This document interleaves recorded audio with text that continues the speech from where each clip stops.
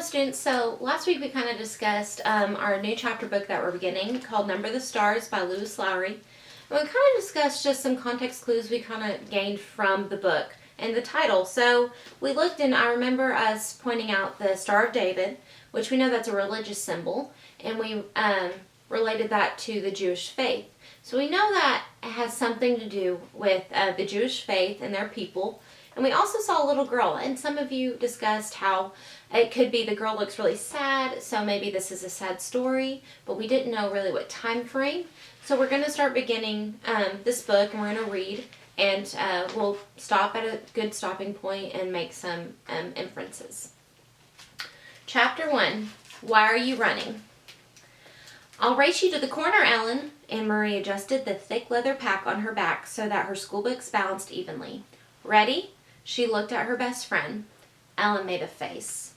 No, she said, laughing. You know I can't beat you. My legs aren't as long. Can't we just walk like civilized people? She was stocky, 10-year-old, unlike lanky Anne-Marie.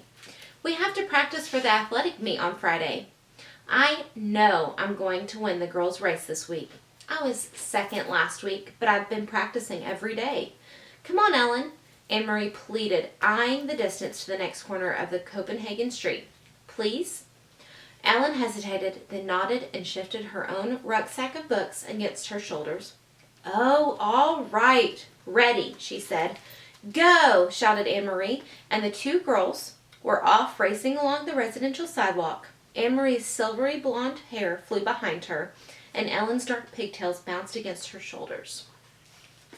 Wait for me, wailed little Kirsty, left behind, but the two older girls weren't listening. Anne-Marie outdistanced her friend quickly, even though one of her shoes came untied as she sped along the street called Osterbrogade, past the small shops and cafes of her neighborhood here in the northeast Copenhagen. Laughing, she skirted an elderly lady in black who carried a shopping bag made of string. A young woman pushing a baby in a carriage moved aside to make way. The corner was just ahead. Anne-Marie looked up, panting. Just as she reached the corner, her laughter stopped. Her heart seemed to skip a beat. Halt, the soldier ordered in a stern voice.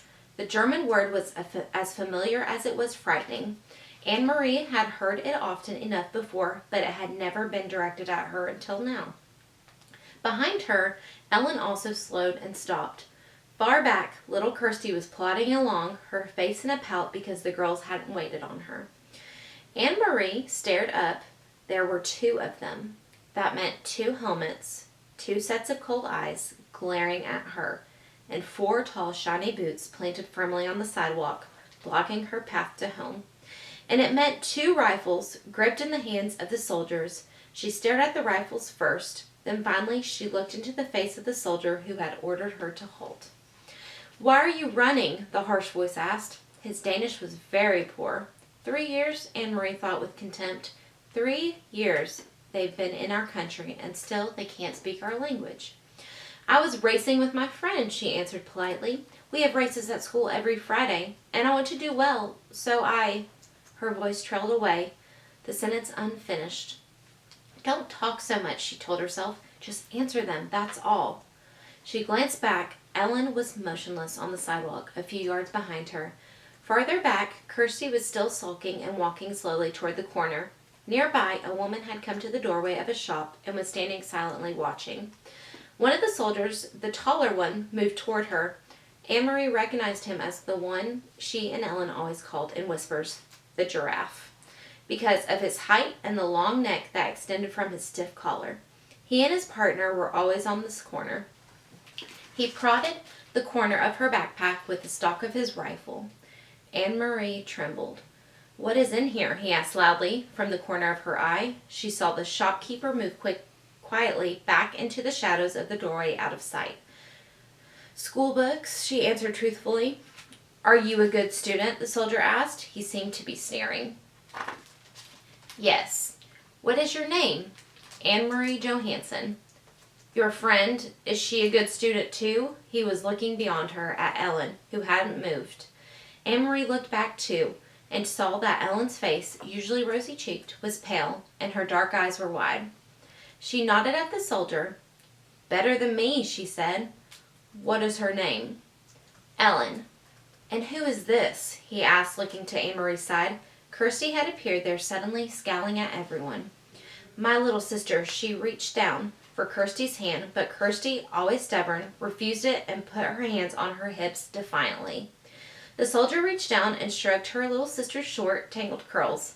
Stand still, Kirsty, Anne-Marie ordered silently, praying that somehow the obstinate 5-year-old would receive the message. But Kirsty reached up and pushed the soldier's hand away. Don't, she said loudly.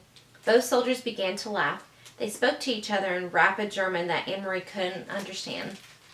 She is pretty like my own little girl, the tall one said, in a more pleasant voice. Anne-Marie tried to smile politely.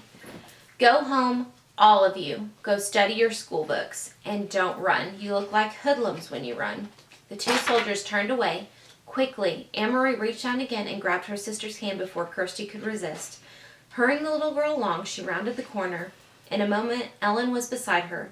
They walked quickly, not speaking, with Kirsty between them, toward the large apartment building where both families lived. When they were almost home, Ellen whispered suddenly, I was so scared. Me too, Anne-Marie whispered back. So, from just reading the first, not even the whole chapter of the beginning, we kind of saw that there were a lot of changes in the mood, and all the dynamics changed. So, first we saw Anne-Marie, Kirsty, and Ellen. They were playing, they were laughing, they were normal girls. But then we got an idea there were soldiers, which usually means there's battle or war or a serious issue going on. And at first you'd think that soldiers were there to protect them, but they seemed that they were mocking them about running and in the neighborhood, just like being normal. So we can definitely tell that this is going to be a serious mood and a serious story. So thank you for listening, and I hope you guys enjoyed the first chapter.